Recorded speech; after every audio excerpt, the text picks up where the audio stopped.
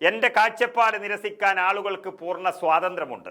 പാർട്ടിയിൽ നിന്ന് എനിക്കൊരു ആശയവിനിമയവും ലഭിക്കുന്നില്ല. ഈ രീതിയിൽ ശശി തരൂർ പ്രതികരിച്ചത് കഴിഞ്ഞ മാസമാണ്. പ്രധാനമന്ത്രി നരേന്ദ്രമോദിയെയും BJPയെയും പുകഴ്ത്തിയതിന് കോൺഗ്രസ് കേന്ദ്രങ്ങളിൽ നിന്നും വലിയ വിമർശനം ശശി തരൂർ MP ഏറ്റുവാങ്ങി. കോൺഗ്രസ് ദേശീയ നേതൃത്വം കേരളത്തിലെ കോൺഗ്രസും കണ്ണുരുട്ടിയതോടെ ശശി തരൂർ മയപ്പെട്ടുവെന്ന് കരുതിയവർക്ക് തെറ്റിയിരിക്കുന്നു. കേന്ദ്ര സർക്കാരിനെയും മോദിയെയും പുകഴ്ത്തി വീണ്ടും ശശി തരൂർ MP രംഗത്ത് വരുമ്പോൾ കോൺഗ്രസിനുള്ളിൽ ഒരു ബോംബ് വീണ പ്രതീതിയാണ് ഉണ്ടായിരിക്കുന്നത്. കഴിഞ്ഞ ദിവസം ഇന്ത്യയുടെ ഓപ്പറേഷൻ സിന്ദൂരിനെ പ്രശംസിച്ചുകൊണ്ട് MP ശശി തരൂർ രംഗത്തെത്തിയിരുന്നു. ഓപ്പറേഷൻ സിന്ദൂരിന് കോൺഗ്രസ് അടക്കമുള്ള പാർട്ടികൾ പിന്തുണ നൽകിയതാണ്. എന്നാൽ ഇവിടെ ശശി തരൂറിന്റെ ചില പരാമർശങ്ങളാണ് കോൺഗ്രസിന് പൊള്ളിയത്.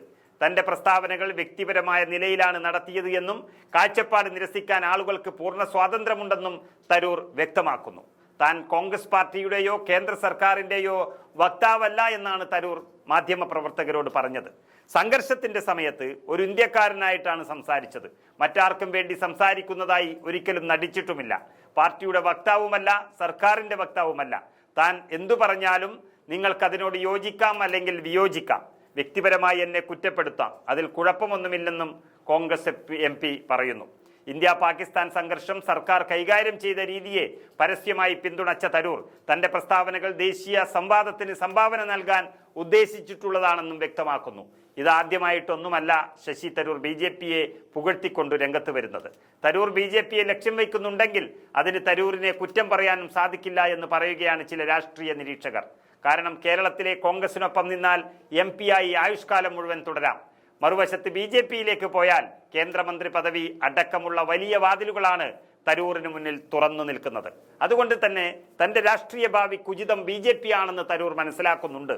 മോദിയെ പുകഴ്ത്തി പലവട്ടം സംസാരിച്ച തരൂർ കോൺഗ്രസ് നൽകിയ മുന്നറിയിപ്പുകളെ വീണ്ടും അവഗണിക്കുകയാണ്.